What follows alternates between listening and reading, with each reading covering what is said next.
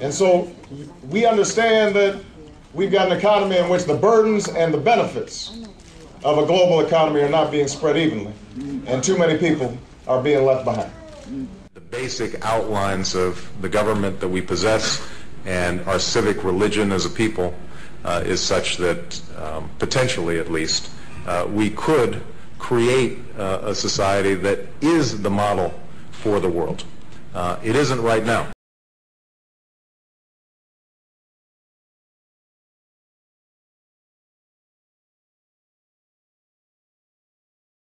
I've got a core set of values that I think have to be advanced, and that my individual salvation depends on our collective salvation. And the only way we're going to make it is by making sure that those of us who are fortunate enough to have the money actually make a contribution for all the programs that we've been talking about tonight. America is no longer what it could be, what it once was. This isn't just about words and inspiration.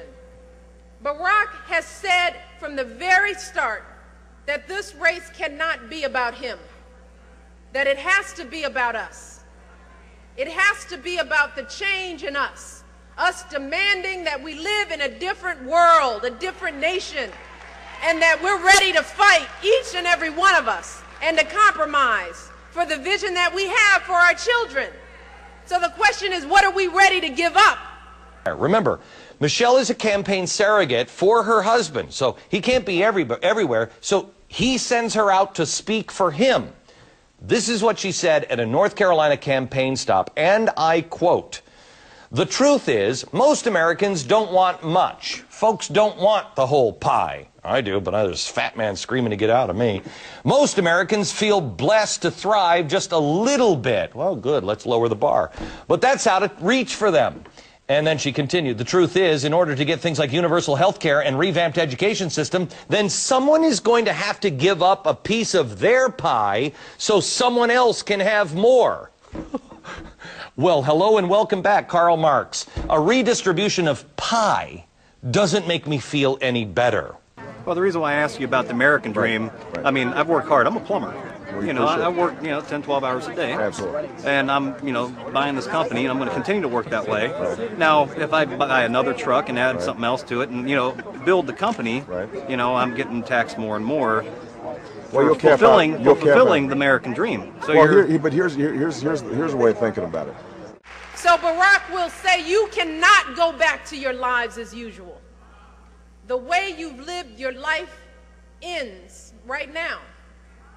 And it doesn't stop just because you put him in office. That the real work happens after he's sitting in the Oval Office.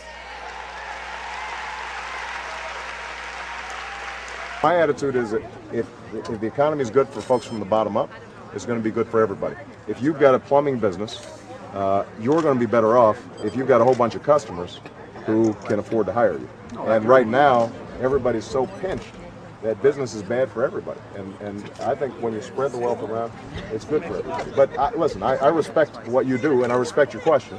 And even if I don't go get your vote, I'm still going to be working hard on your behalf because I want to make sure small businesses are what creates jobs in this country, and I want to encourage it. All right? I want businesses to thrive, and I want people to be rewarded for their success. But what I also want to make sure is that our tax system is fair. What people really want is fairness. They want people paying their fair share of taxes. They want that money allocated fairly. Well, Charlie, what I've said is that I would look at raising the capital gains tax for purposes of fairness. We saw an article today which showed that the top 50 hedge fund managers made $29 billion last year. That's not fair. I raise this not because I fault Senator McCain for all the problems we're facing right now, but I do fault the economic philosophy that Senator McCain subscribes to. Because the truth is, what Senator McCain said yesterday fits with the same economic philosophy that he's had for the last 26 years. They call it the ownership society, but what it really means is that you're on your own. So let's be clear. What we've seen the last few days is nothing less than the final verdict on an economic philosophy that has completely failed. And I am running for President of the United States because the dream of the American people must not be endangered anymore. There is a threat posed to human freedom by the enormous power of the modern state. History teaches the dangers of government that overreaches. Political control taking precedence over free economic growth, secret police, mindless bureaucracy, all combining to stifle individual excellence and personal freedom.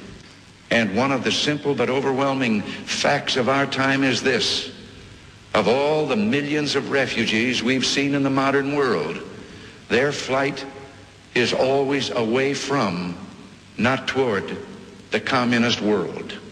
Rejection of the arbitrary power of the state, the refusal to subordinate the rights of the individual to the superstate, the realization that collectivism stifles all the best human impulses. For the sake of peace and justice, let us move toward a world in which all people are at last free to determine their own destiny. Here's what I say. In the next 47 days, you can fire the whole trickle down on your own, look the other way crowd in Washington who has led us down this disastrous path.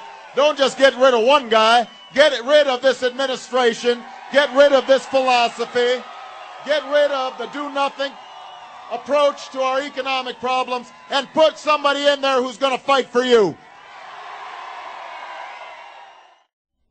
The demonstrable driver of economic progress is competition. I cannot improve on Adam Smith's identification in his Wealth of Nations.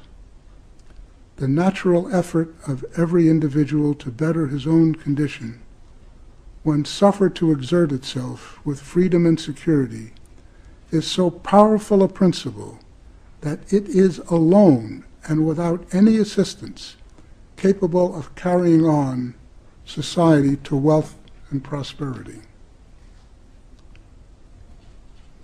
People generally do not exert the effort to accumulate the capital necessary for economic growth unless they can own it.